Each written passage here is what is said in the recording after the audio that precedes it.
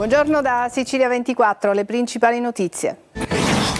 Uccise la figlia di 5 anni a Mascalucia nel Catanese, poi finse il sequestro. Martina Patti chiede adesso l'accesso alla giustizia riparativa. I familiari e la procura si oppongono, ma la richiesta fa discutere. Catania si butta in mare per salvare una consulenza e muore annegata. La comunità carmelitana di San Giovanni La Punta nel dolore per la morte di Suor Nadir, il ricordo dei fedeli. Spari e intimidazioni, sarà istituita la zona rossa a Sferracavallo, lo ha deciso il Comitato per l'Ordine e la Sicurezza di Palermo. Resta in carcere il 16enne reo confesso dell'omicidio del vicino di casa. Lui ha ribadito la sua versione dell'aggressione sessuale. Disagi a Siracusa per la carenza d'acqua, colpa della rete idrica Colabrodo. La banda muta, che accompagnava i funerali senza suonare, diventa un cortometraggio che racconta l'antica tradizione siciliana. Calcio, il Palermo alza i giri del motore in vista dell'esordio di domenica negli spareggi per la promozione in Serie A.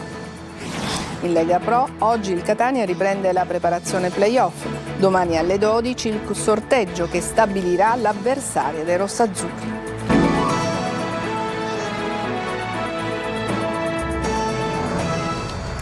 Bentrovati, salgono a 6 i casi sospetti di antivirus in Italia. Dopo i 4 che erano sul volo scattano gli accertamenti su una turista argentina ricoverata per una polmonite a Messina dopo essere arrivata in Italia lo scorso 30 aprile con un volo Buenos Aires-Roma. È stato effettuato un test per l'antivirus e il campione è stato trasportato dai NAS allo Spallanzani di Roma, dove sarà analizzato insieme a quello prelevato dal 25enne calabrese che si trova ora in isolamento fiduciario. Uccise la figlia di 5 anni a Mascalucia e poi finse il sequestro. Martina Patti chiede l'accesso alla giustizia riparativa. I familiari e la procura si oppongono, ma questa richiesta fa discutere. Luca Ciliberti.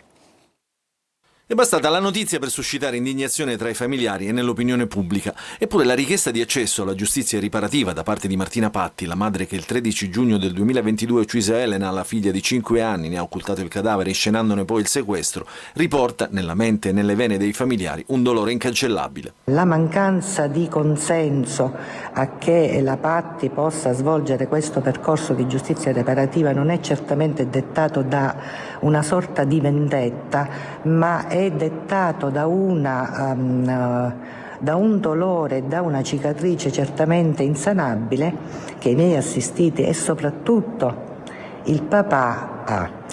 La Patti solo ieri ha chiesto scusa anche al papà, contrariamente a tutte le altre volte in cui ha fatto appunto dichiarazione in aula. Per la prima volta ha chiesto scusa anche a questo padre che ha perso chiaramente un bene molto prezioso. Il delitto è avvenuto in una villetta di Mascalucia nel Catanese. La donna, che era già separata dal marito e viveva da sola con la bambina, è stata condannata in primo grado a 30 anni di reclusione. Dopo un lungo percorso che Martina Patti ha svolto all'interno della casa di reclusione, oggi è certamente e pienamente consapevole dell'atto che ha compiuto e per questo ha chiesto di poter incontrarsi con le persone a cui ha inflitto il maggiore dolore, e cioè sia il papà della piccola Elena che i nonni paterni, per poter loro chiedere perdono. Qualcuno ha ipotizzato che la richiesta di accesso ai programmi di giustizia riparativa possa essere una strategia difensiva. Alla richiesta si sono opposti il sostituto procuratore generale Agata Consoli e il legale delle parti civili, ma la decisione finale arriverà nell'udienza del prossimo 7 luglio. È grande la commozione per la morte di Suor Nadir, la carmelitana che si è gettata in mare per salvare una sua consorella. Abbiamo sentito alcuni fedeli che la conoscevano. Sentiamo Tonino De Mano. Gli abbracci, le lacrime, la commozione e anche la consapevolezza di aver perso una persona speciale. Il sorriso e la bontà di Suor Nadir Santos da Silva rimarranno nella mente e nei cuori di chi l'ha conosciuta e di una comunità, quella di San Giovanni La Punta, che non sa darsi pace. Un tragico destino l'ha strappata alla vita, morta per salvare 2 consorelle travolte da un'onda alta a Vaccarizzo. Suor Nadir non ha avuto esitazioni, la sua generosità l'ha portata ad un gesto estremo, quello di gettarsi in mare senza più riuscire a tornare a riva. La morte sopraggiunta per annegamento. È un dolore composto quello dei tanti fedeli che in queste ore si stanno stringendo attorno alla comunità carmelitana. È morta una suora, Nadir, come Nadir? Ci siamo visti settimana scorsa. ha fatto la preghiera a me insieme alla mia sua suora, dicendo tante preghiere nella mia testa, nei miei mali.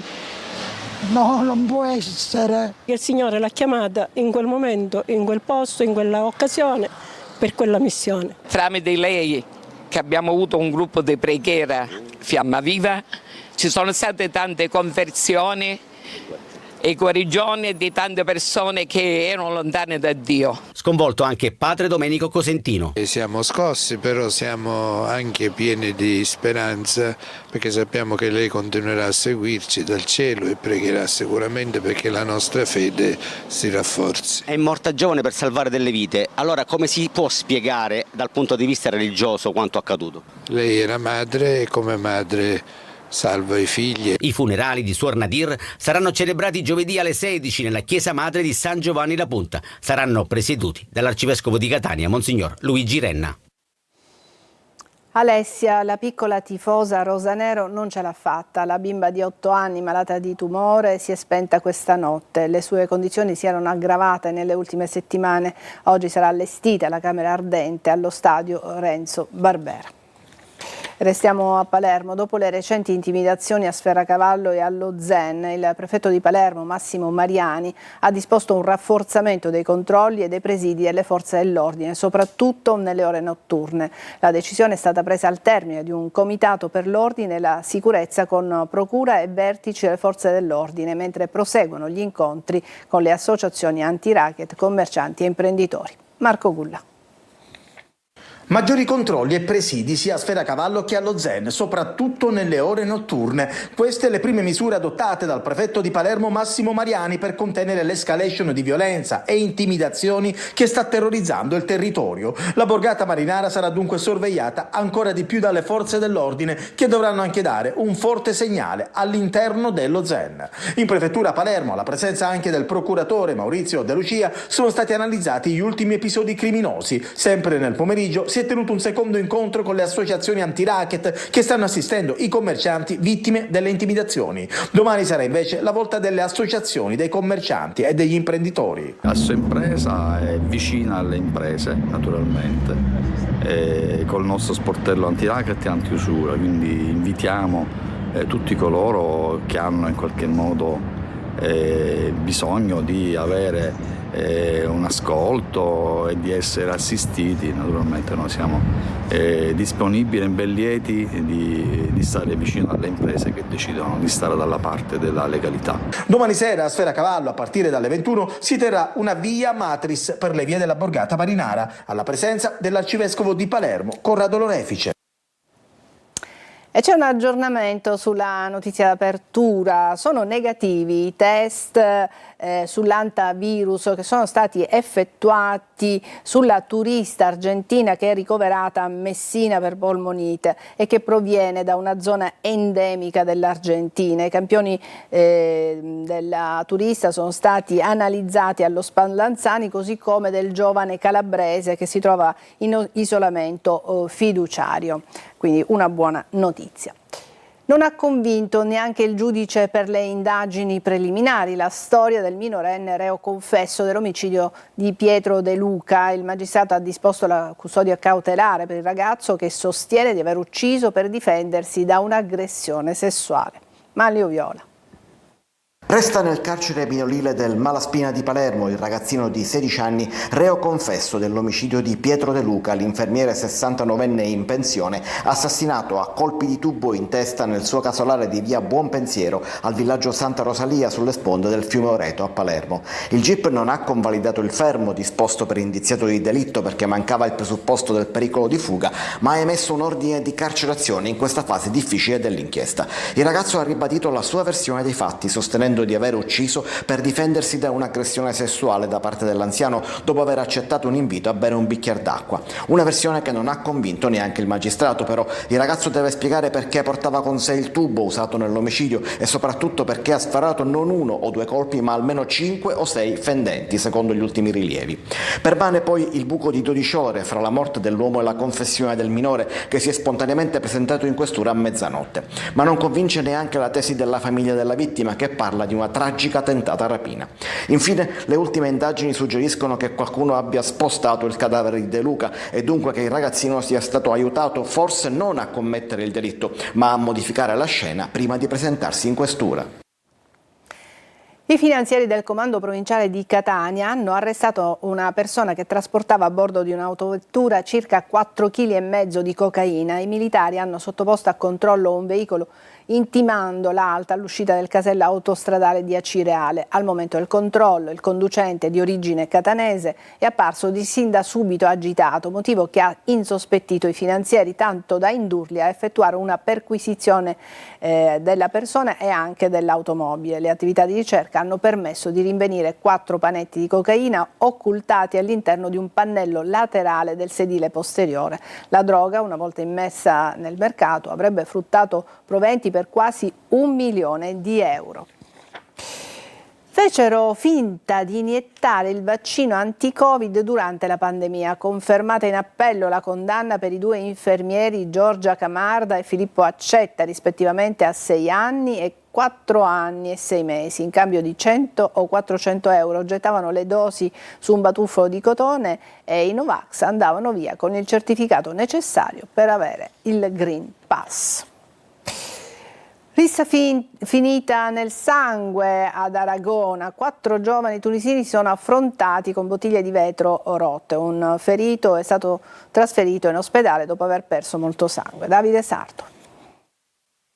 Attimi di paura ieri sera ad Aragona, nell'Agrigentino, dove una violenta rissa tra giovani tunisini scoppiata nei pressi del mercatino coperto si è trasformata in un bagno di sangue. Solo per caso non ci sono stati morti. Secondo una prima ricostruzione, alla base della lite ci sarebbero futili motivi. 4 extracomunitari, ospiti di diverse comunità del territorio che accolgono migranti, si sono affrontati colpendosi anche con bottiglie di vetro rotte trasformate in vere e proprie armi. 2 dei coinvolti sono stati medicati dalla guardia medica, mentre uno, ferito in modo più grave e dopo aver perso molto sangue, è stato trasferito in ambulanza all'ospedale di Agrigento. Un altro dei partecipanti alla rissa risulta al momento irreperibile. Provvidenziale intervento di alcuni residenti di via Alberto Mario che hanno prestato i primi soccorsi a uno dei feriti. Immediato anche l'arrivo dei carabinieri di Aragona, intervenuti tempestivamente per riportare la calma e avviare le indagini. I militari stanno acquisendo le immagini delle telecamere sorveglianza per chiarire il movente della rissa. Al momento nessuno dei coinvolti ha presentato querela. Ancora una volta fondamentale la presenza costante del controllo del territorio da parte dei carabinieri di Aragona. Continui disservizi idrici nella zona sud di Siracusa, residenti esasperati. La causa però è dovuta alle reti colabrodo e non alla carenza di acqua. SIAM, società che gestisce il servizio idrico in città, al nostro TG dice: la colpa non è nostra. Francesco Aloi. Ci sono tantissimi B&B, come facciano le persone a poter fare anche le altre attività? L'acqua c'è, ma si disperde lungo la strada, nelle condutture. A Siracusa, se non è emergenza, poco ci manca. Le interruzioni idriche sono all'ordine del giorno. Quando torna l'acqua è sempre veramente sporca, piena di ruggine, di terra. Considerando ora ovviamente la stagione torrida che sta arrivando, è un problema ovviamente che si andrà ovviamente ad inasprire. Ad essere colpiti sono soprattutto i quartieri della zona sud, Borgata e Ortigia in primis. Quando non c'è l'acqua è un disastro. SIAM è la società che gestisce il servizio idrico, ancora per qualche settimana però, perché poi subentrerà Retusacque. La colpa, ci dicono, è della vetustà della rete. Tubazioni vecchie che causano perdite superiori al 65%. Eppure, si diceva una volta, l'acqua è un bene prezioso. Tutti i progetti che sono stati presentati per contributi pubblici non sono andati a buon fine, in quanto la SIAM è gestore solo del comune di Siracusa e non di tutto l'ATO come prevede la legge. Sopralluogo dei funzionari di polizia a Lampedusa, dove il 4 luglio arriverà Papa Leone XIV. Fra residenti e fedeli è prevista la presenza di almeno 15.000 persone. Tra le tappe del sopralluogo il cimitero di Cala Pisana, dove il pontefice arriverà per un momento di raccoglimento sulle tombe dei migranti. Poi la Porta d'Europa, il simbolo dell'approdo e della speranza, è il Molo Favaloro, che sarà intitolato a Papa Francesco. Adesso una breve pausa, tra poco.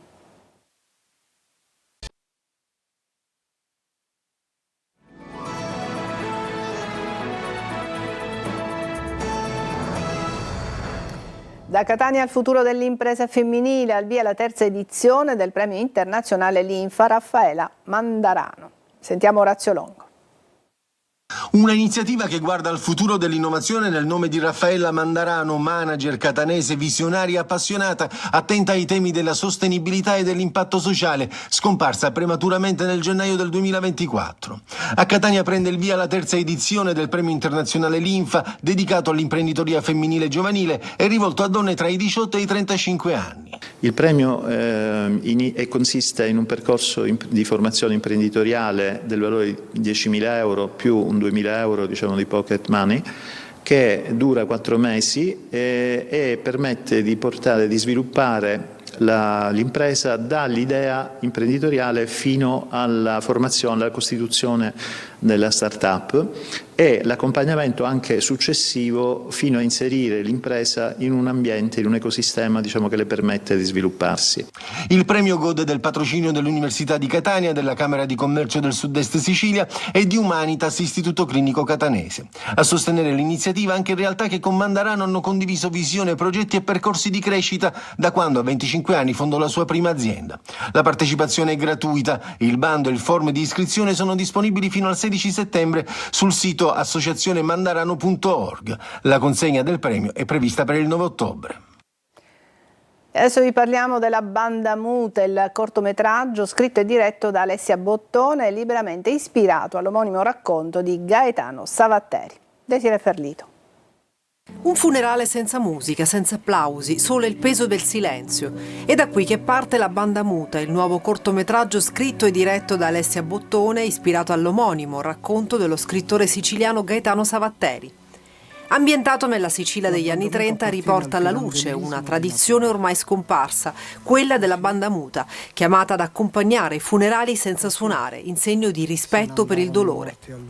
Il protagonista Manfredi, interpretato dall'attore siciliano Piero Nicosia, si ritrova durante l'ultimo saluto a un amico immerso in una realtà che conosciamo bene, conversazioni fuori luogo, protagonismi che quasi cancellano il senso stesso del lutto.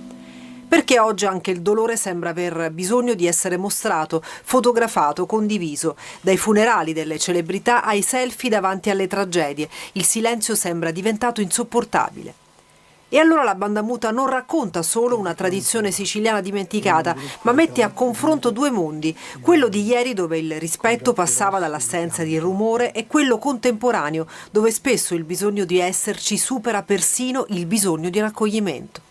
Il rispetto del silenzio, quello che riscontro io oggi che manca all'interno dei funerali, che sono diventati dei luoghi di network o soprattutto dei luoghi dove dire io c'ero. Adesso una breve pausa e poi il calcio con il Palermo e il Catania.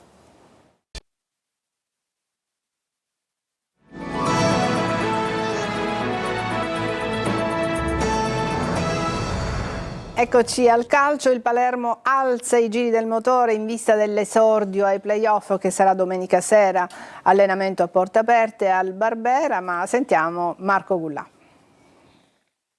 Stasera il Palermo conoscerà l'avversario per la semifinale playoff. Al Ceravolo c'è in programma Catanzaro Avellino, partita secca. Gli irpini, se vorranno passare il turno, dovranno necessariamente vincere.